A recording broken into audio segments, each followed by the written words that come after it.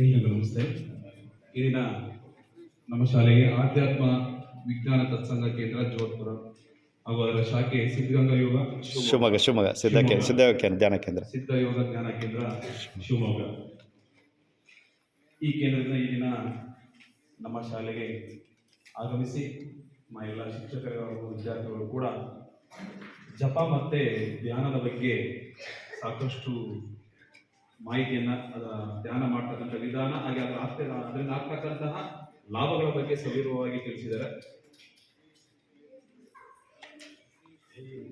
ಹಾಗೆ ಈ ಒಂದು ಧ್ಯಾನವನ್ನು ಮಾಡುವ ಸಂದರ್ಭದಲ್ಲಿ ಕೆಲವು ನಮ್ಮ ದೇಹ ಮತ್ತೆ ಮನಸ್ಸು ಎರಡು ಕೂಡ ತುಂಬಾ ನಮಗೆ ಎಷ್ಟೇ ಕಷ್ಟ ನೋವುಗಳಿದ್ರು ಕೂಡ ಅದ್ಯಾವುದು ಕೂಡ ನಮ್ಮ ಕಣ್ಮುಂದೆ ಬರೋದಿಲ್ಲ. ನಮ್ಮ ದೇಹ ಮತ್ತೆ ಮನಸ್ಸು ಎರಡು ಕೂಡ ಸಂಪೂರ್ಣವಾಗಿ ತುಂಬಾ ಅಗ್ರಾಂಶತೆ, ನಮಗೆ ಯಾವುದೇ ಒತ್ತಡ ಅಂತಕ್ಕಂಥದ್ದು ಇರೋದಿಲ್ಲ. ಅಂತ ಸ್ಥಿತಿಯಲ್ಲಿ ನಾವು ಆ ಒಂದು ಧ್ಯಾನವನ್ನ ಮಾಡಿದ್ರೆ ಅಂತ ಸ್ಥಿತಿಯಲ್ಲಿ ತಲುಪ್ತೇವೆ. ಅದೇ ಈಗ ಏನ್ ನೀವು ವಿದ್ಯಾರ್ಥಿ ಜೀವನದಲ್ಲಿ ಪ್ರತಿನಿತ್ಯ ಈ ಒಂದು ಅಭ್ಯಾಸವನ್ನ ರೂಢಿಸ್ಕೊಂತ ಬಂದ್ರೆ ನಿಮ್ಮ ಒಂದು ಮುಂದಿನ ಭವಿಷ್ಯದಲ್ಲಿ ಇದು ನಿಮ್ಮ ಉತ್ತಮವಾದ ಭವಿಷ್ಯವನ್ನ ರೂಪಿಸಲಿಕ್ಕೆ ತುಂಬಾ ಸಹಕಾರವನ್ನ ಮಾಡುತ್ತೆ.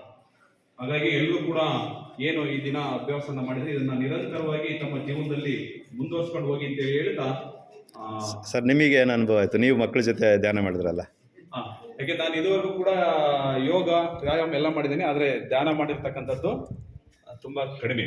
ಈ ದಿನ ಒಂದು ಧ್ಯಾನವನ್ನ ಮಾಡುವಂತಹ ಸಂದರ್ಭದಲ್ಲಿ ನನಗೂ ಕೂಡ ಅಷ್ಟೇ ದೇಹ ಮತ್ತೆ ಮನಸ್ಸು ಎರಡು ಕೂಡ ತುಂಬಾ ಅಗ್ರ ಅಂತೇಳಿ ನನಗೆ ಅನಿಸ್ತು.